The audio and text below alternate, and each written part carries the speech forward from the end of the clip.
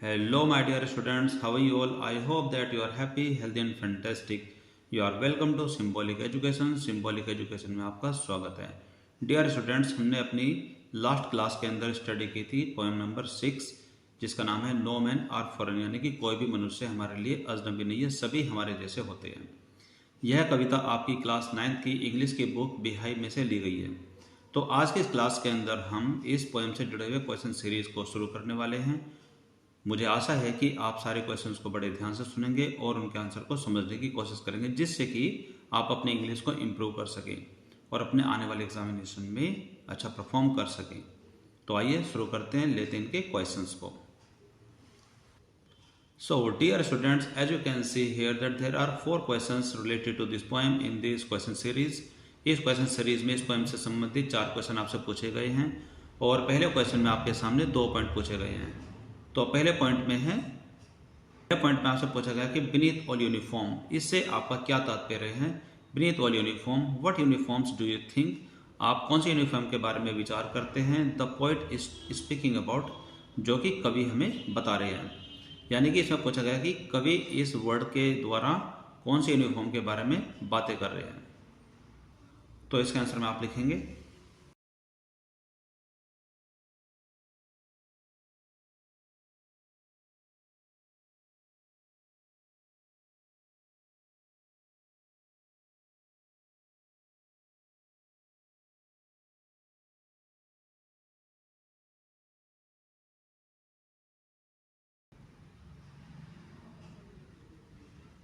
तो पहले क्वेश्चन के पहले पॉइंट में जो आपसे पूछा गया कि बीनीथ ऑल यूनिफॉर्म, यानी कि सभी प्रकार के यूनिफॉर्म के नीचे, तो इसका क्या तात्पर्य है. तो इसमें आप लिखेंगे the poet is saying about, यानी कि जो कवि है वो कह रहे हैं अबाउट द वेरियस ड्रेसेस, यानी कि विभिन्न प्रकार के वेशभूषाओं के बारे में, विभिन्न प्रकार के कपड़ों के बारे में.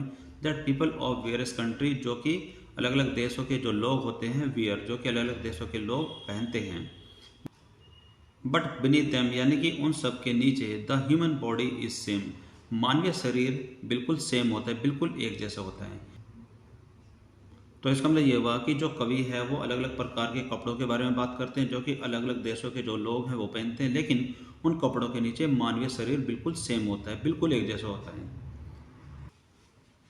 पॉइंट नंबर 2 में आपसे पूछा गया कि how does the poet suggest, यानी कि जो कवि है वो किस प्रकार से हमें सजेस्ट देते हैं, हमें सुझाव देते हैं that all people on earth are the same, यानी कि पृथ्वी पर रहने वाले सभी लोग एक जैसे हैं. तो इसका आंसर में आप लिखेंगे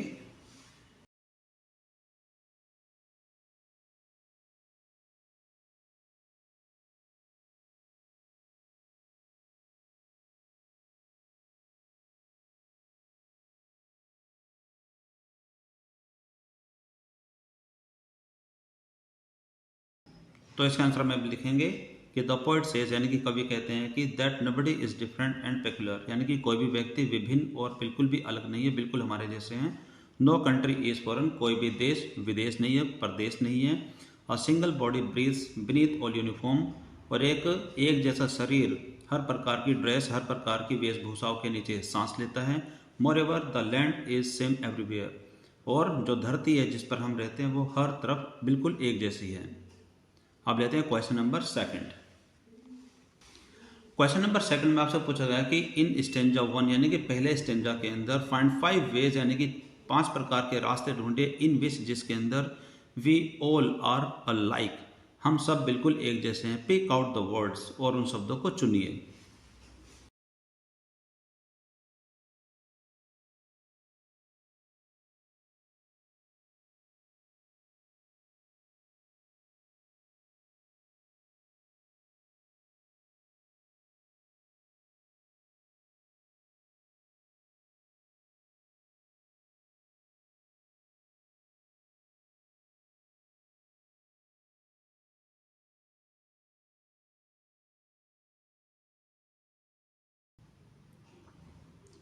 क्वेश्चन नंबर 2 के आंसर में आप इसमें लिखेंगे in the first stanza the poet says, यानी कि इस कविता के पहले स्टेंजा के अंदर कवि कहते हैं that there is no difference between the body of a citizen of one country and the citizen of another country, कि इसमें वो बताना चाहते हैं कि किसी भी देश के किसी भी सिटीजन, यानी कि नागरिक के बीच में कोई भी अंतर नहीं है.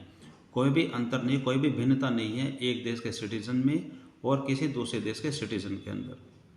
We have same kind of body, हमारे पास एक जैसा शरीर होता है। We wear the same kind of clothes, हम एक जैसे कपड़े पहनते हैं। We walk on the same planet, हम एक ही धरती पर घूमते हैं, चलते फिरते हैं। And the end of such individual is also same, और इसी प्रकार से हम सभी का अंत भी बिल्कुल एक जैसा होता है, हम सब एक ही तरीके से मर जाते हैं।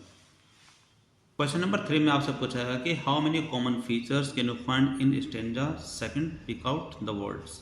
यानी कि स्टेंजा सेकंड के अंदर आप कितनी एक जैसी एक समान विशेषताओं को ढूंढ सकते हैं और आप उन शब्दों को भी चुनिए। तो इसका आंसर में आप लिखेंगे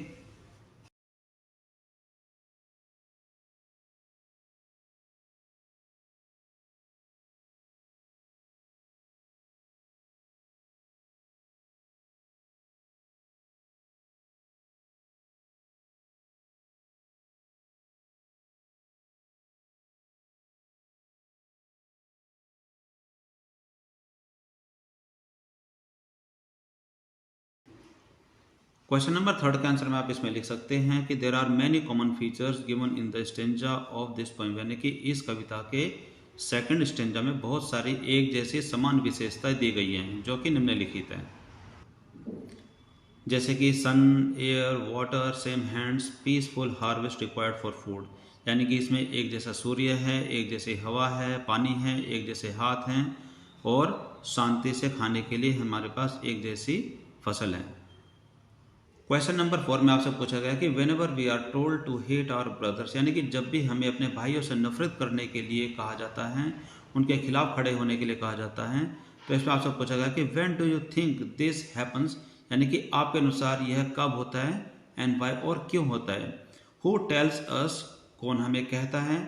should we do as we are told, क्या हमें ऐसा करना चाहिए जैसे कि हमें करने के लिए कहा जाता है। एट सच टाइम, इस प्रकार के मौके पर। वट डज द पोइट से, यानी कि इस बारे में कवि क्या कहते हैं। तो इसके आंसर में आप लिखेंगे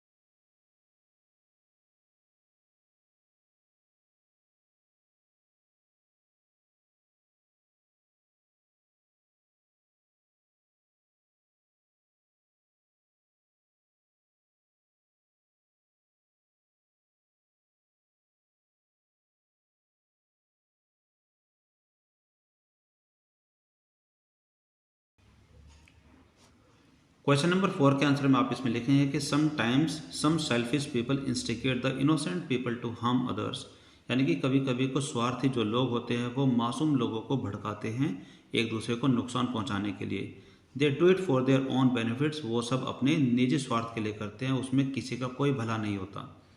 द कॉमन और ordinary man does not understand their games and trick, और जो ये आम साधारण जो लोग होते हैं वे उनके गेम को, उनके खेल को या उनकी चाल को समझ नहीं पाते हैं। Which they play with these innocent people, जो कि वे इन मासूम लोगों के साथ खेलते हैं।